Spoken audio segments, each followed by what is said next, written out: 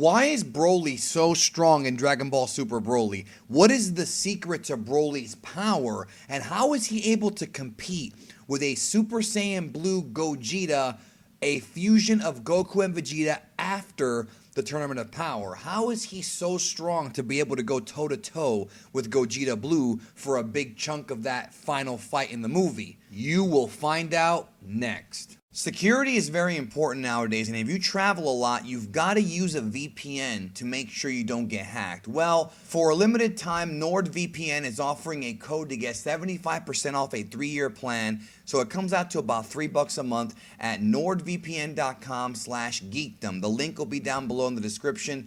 It works on desktops, laptops, mobile devices, and will protect you from any unwanted people browsing through your network trying to see what you got going on. And it's super lightweight as well. It won't eat up your bandwidth. So try out NordVPN. You get a free month and you get 75% off and you get a 30-day money-back guarantee. So try it out. The link's down below. And thanks to NordVPN for sponsoring this video. Now, when it comes to discussing this, the first thing we have to do is try to not focus on the old Broly lore. Like the whole stuff about him being legendary Super Saiyan and all that, we really can't use that in this context. However, what we can use that's similar to it is what Vegeta said about Kale in Dragon Ball Super episode 100, I think it was, when he says that Kale may be the, quote, legendary Saiyan. Now, in the manga version of the Tournament of Power, there was a statement made about how Kale might be what they refer to as a demonic Saiyan or a legendary Saiyan, depending on which translation you want to go with. It just depends on which one you want to go with here. But essentially what they're referring to is some kind of secret ancient Saiyan power that Kale seems to have, which does reflect upon Broly in the film, because of course the creation of Kale, she was purely created by Toei Animation and Shueisha and later on adapted into the manga to be a tribute, an homage to the original Broly, and that was probably before or around the time that the original script for the Broly film was being concocted by Akira Toriyama himself. Now, that being said, Kale was really powerful, very fast in the Tournament of Power. Same thing goes for a lot of other characters, but Broly in this film supersedes that by a long shot. The dude is getting beaten up by base Vegeta, gets stronger, powers up. Vegeta has to transform into a Super Saiyan and then Super Saiyan God. And Super Saiyan God Vegeta was able to defeat Broly to where Paragus pretty much was like, well, let's just move on and stop fighting. And then what happens in the film is Broly ends up powering up and enraging himself, going into what is being referred to by the fans as the suppressed humanoid great ape form that Paragus discusses, where he can tap into the power of a great ape without having to transform. And that, if we're to follow the original Dragon Ball, I guess, you know, the guidebooks or whatever you want to call it, would then give Broly a 10 times multiplier. So Broly becomes 10 times stronger. Then during his fight with Goku, there's a scene where Goku, of course, uses the God Bind on him, and then Broly powers up and reverses it. So basically what I'm trying to tell you here is that Broly just keeps getting stronger and stronger, and as he's getting defeated by Goku and Vegeta, he just screams, and then more and more power comes out, and he is able to either equal their power or surpass it, to the point where by the end of the film, when he fights Gogeta, Gogeta has to go from base to yellow to blue, and we know how strong Gogeta Blue is, and if you don't know, I mean, think about it. It's not that hard to figure out. He's insanely powerful, and Broly is able to give Gogeta Blue a pretty good fight, and it takes several blows from Gogeta Blue to finally put Broly away before the wish was made by Shilai to save Broly's life. Now, the secret to Broly's power, what makes him different from Goku and Vegeta, is that he is essentially the Dragon Ball version of the Hulk. I'd hate to make it so simplified, but that's the way that it is.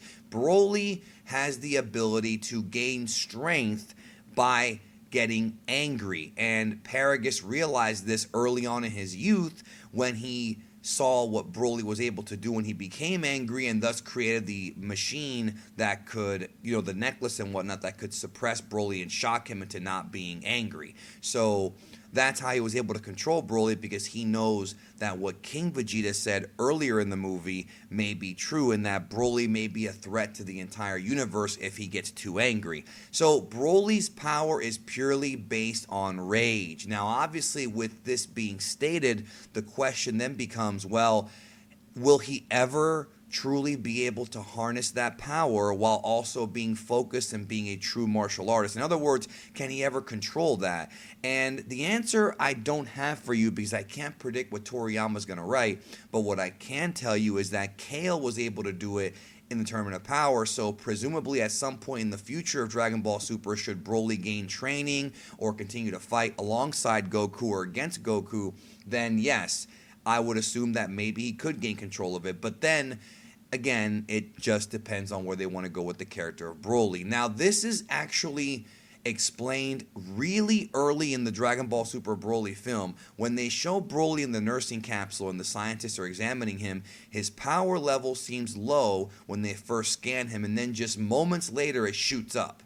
So basically his power level fluctuates depending on his mood. That's one thing that is a detail that I missed the first time watching the film, and watching it the second time I was able to pick up on that his power fluctuates, and that's essentially what ends up being told to us later in the film, not directly by Paragus, even though he does explain some things, but by the animation, the storytelling that the staff at Toei Animation were able to put together. You can actually see Broly, the angrier he gets, the stronger he gets, to where when Paragus gets killed by Frieza, and Frieza tells Broly that it was a random blast that killed him or whatever, Broly then goes on to transform into a Super Saiyan. And as you know, if we're keeping with the original, I guess Toriyama idea of what the multiplier was, that's a 50 times multiplier. Now, I'm not a power scaler whatsoever, but many have theorized that with Broly having the suppressed Osaru form,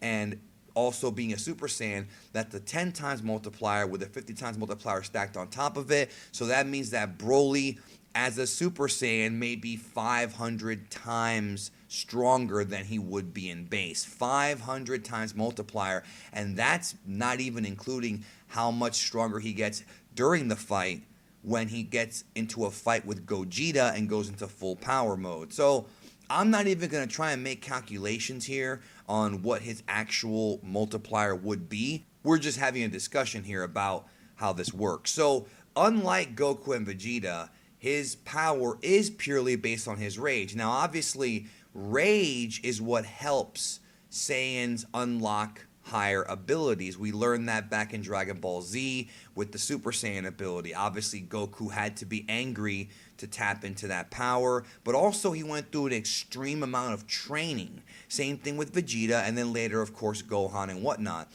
For Super Saiyan 1 and 2. You have to have that rage kind of culminate with you transforming. But with Broly, it's a little bit different, because it's almost like, and I said it earlier, he is the Dragon Ball version of the Hulk, to where, he's always angry, except when he's not, but when he fights, he's always angry. And there's a very interesting scene in the movie where he's fighting Goku and he kind of smiles. And, they state in the film that Broly does not really want to fight, but it seems like the more he fights and the more hot-blooded he gets, the more he enjoys it. So it could end up being that he becomes an addict to fighting, no different than Goku and Vegeta. Of course, he is a pure-blooded Saiyan, so that will make him want to fight.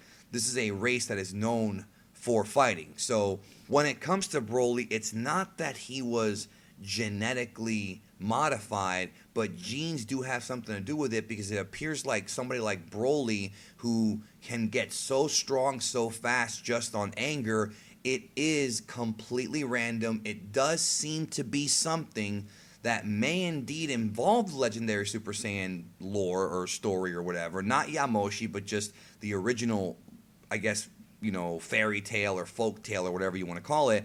But also, it seems to be something that's purely based on natural selection. Like Goku and Vegeta were able to achieve that transformation, but they were never able to achieve what Broly was able to achieve so fast. Because remember, Broly never actually trained against a competent fighter. It was only against Paragus and when he played around with Ba, his pet, when he was younger. So the secret to Broly's power, in a nutshell, is his rage. That's why he's able to get so strong.